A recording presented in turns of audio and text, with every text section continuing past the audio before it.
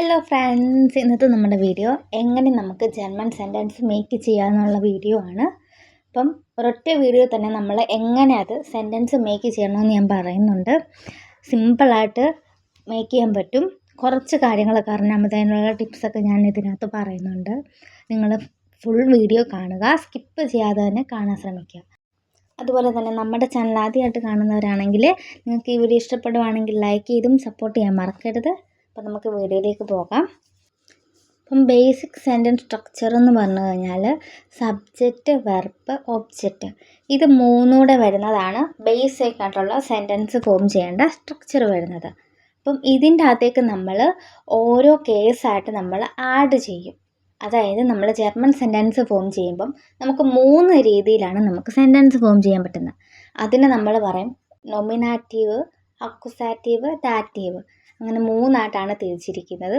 ആ 3 കേസ് വരുമ്പോഴും അതിനനുസരിച്ചായിരിക്കും sentence form ആവുന്നത്.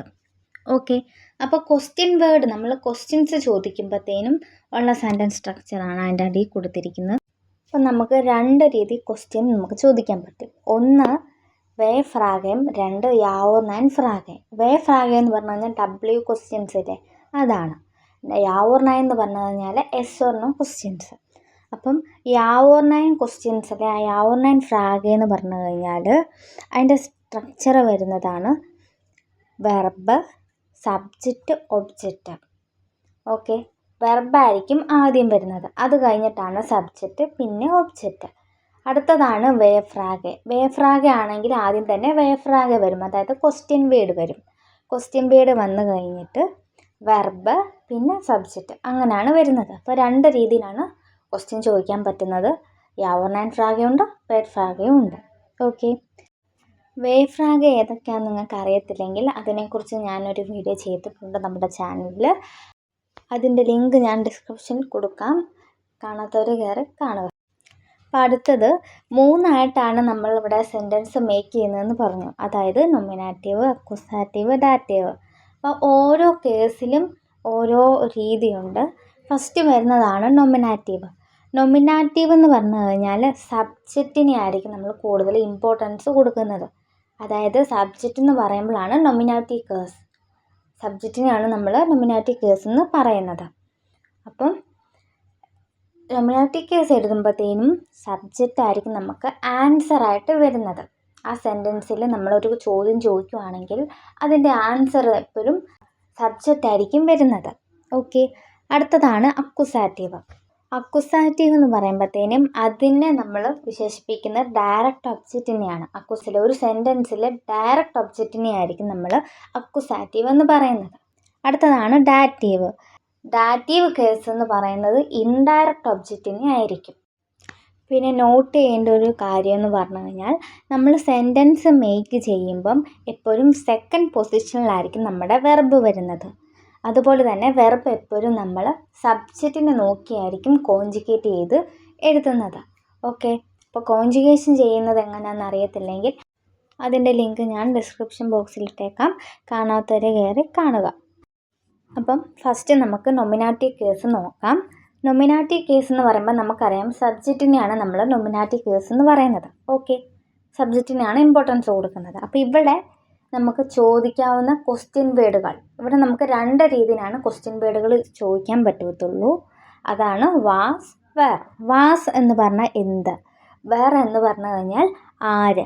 ഓക്കെ, അപ്പോൾ നമുക്കൊരു എക്സാമ്പിൾ നോക്കാം. മറിയ ഈസ് ലെൻഡുക്. ലെൻഡുക് എന്ന് പറഞ്ഞു കഴിഞ്ഞാൽ സിംഗിൾ.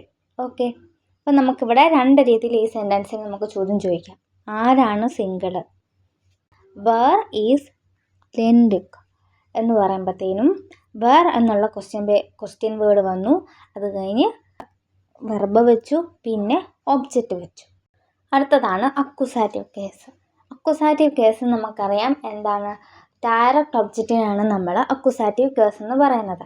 ഒരു സെൻറ്റൻസിൽ ഡയറക്റ്റ് ഒബ്ജക്റ്റ് ആയിരിക്കും നമ്മൾ ആൻസറായിട്ട് കൂടുതലും പറയുന്നത്. ഓക്കെ, അപ്പോൾ ഇവിടെ വരുന്ന ക്വസ്റ്റ്യൻ വേർഡ് എന്ന് പറഞ്ഞു കഴിഞ്ഞാൽ വാസ്, വെൻ. വാസ് എന്ന് പറഞ്ഞു കഴിഞ്ഞാൽ എന്ത്, വെൻ എന്ന് പറഞ്ഞു കഴിഞ്ഞാൽ ആരെ. അപ്പോൾ ഇവിടുത്തെ സെൻറ്റൻസ് സ്ട്രക്ചർ വരുന്നത് സബ്ജക്റ്റ്, വെർബ്, പിന്നെ ഡയറക്റ്റ് ഒബ്ജക്റ്റ്, പിന്നെ ഒബ്ജക്റ്റ്. ഓക്കെ, അപ്പോൾ ഡയറക്റ്റ് ഒബ്ജക്റ്റ് എന്ന് പറഞ്ഞു കഴിഞ്ഞാൽ അക്യൂസാറ്റീവ്. എന്ത് വാങ്ങി എന്നാണ് പറയുന്നത്. അക്യൂസാറ്റീവിനെ നമ്മൾ എന്ത് വാങ്ങി, അതാണ് ഡയറക്റ്റ് ഒബ്ജക്റ്റ് ആയിട്ട് വരുന്നത്. അപ്പം നമുക്ക് എക്സാമ്പിൾ നോക്കാം. മറിയ ഈസ്റ്റ് einen ആപ്പിൾ. ഓക്കെ, മരിയ ഒരു ആപ്പിൾ കഴിച്ചു. ഈസ്റ്റ് എന്നുള്ള കോഞ്ചുഗേഷൻ, അതായത് എസർ എന്നുള്ള വെർബിൻ്റെ കോഞ്ചുഗേഷനാണ് ഈസ്റ്റ് എന്ന് പറയുന്നത്. ഓക്കെ, അപ്പോൾ നമുക്ക് ചോദ്യം ചോദിക്കുമ്പം വെൻ ഈസ്റ്റ് einen ആപ്പിൾ, ആരാണ് ആപ്പിൾ കഴിച്ചത്? അപ്പോൾ നമ്മുടെ ആൻസർ എന്താണ് ഇവിടെ വരുന്നത്? മരിയയാണ് അവിടെ ആപ്പിൾ കഴിച്ചത്. ഓക്കെ, അപ്പോൾ നമുക്ക് വേണേൽ എന്താണ് കഴിച്ചത് എന്ന് ചോദിക്കാം. അപ്പം നമുക്ക് പറയാം വാസ് ഈസ്റ്റ് മറിയ. വാസ് ഈസ്റ്റ് മറിയ. അപ്പോൾ നമുക്ക് ചോദിക്കും, ആൻസർ പറയാം മറിയ ഈസ്റ്റ് einen ആപ്പിൾ. അപ്പോൾ ഈ എക്സാമ്പിൾ വെച്ച് നോക്കുമ്പം ആരാണ് വാങ്ങിയത്? മരിയ. മരിയാണ് സബ്ജക്റ്റ്, അതായത് നോമിനാറ്റീവ്. എന്തു വാങ്ങി?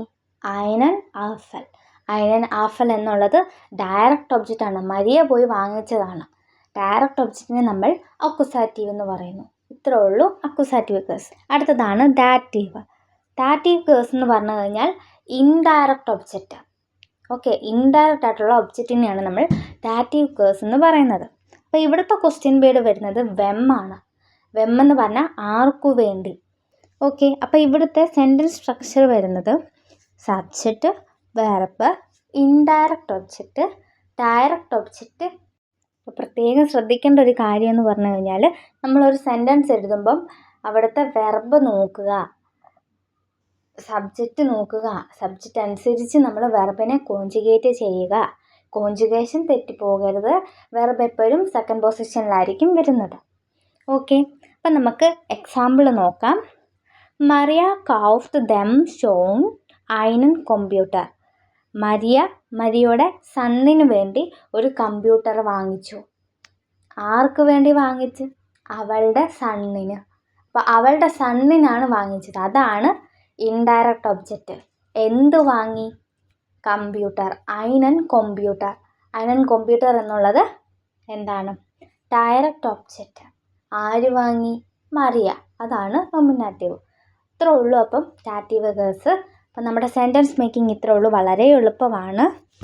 അപ്പോൾ ഇതിലും കൂടുതൽ കാര്യങ്ങൾ ഇതിൻ്റെ അകത്ത് വരുന്നുണ്ട്. നമുക്ക് സ്പെഷ്യൽ വെർബുകളുണ്ട് ഓരോ കേസിനും. അതൊക്കെ ഞാൻ ഒരു ഫുൾ വീഡിയോ ആയിട്ട് ഡീറ്റെയിൽ ആയിട്ട് ഞാൻ നമ്മുടെ ചാനലിൽ ചെയ്തിട്ടുണ്ട്. അതിൻ്റെ ലിങ്ക് ഞാൻ ഡിസ്ക്രിപ്ഷനിൽ കൊടുത്തേക്കാം. കാണാത്തവരെ കയറി കാണുക. അപ്പോൾ നിങ്ങൾക്ക് ഈ വീഡിയോ ഇഷ്ടപ്പെടുവാണെങ്കിൽ ലൈക്ക് ചെയ്തും സബ്സ്ക്രൈബ് ചെയ്തും സപ്പോർട്ട് ചെയ്യുക. അതുപോലെ തന്നെ നിങ്ങളുടെ അഭിപ്രായങ്ങൾ കമൻറ്റ് ചെയ്യുക. Cheers!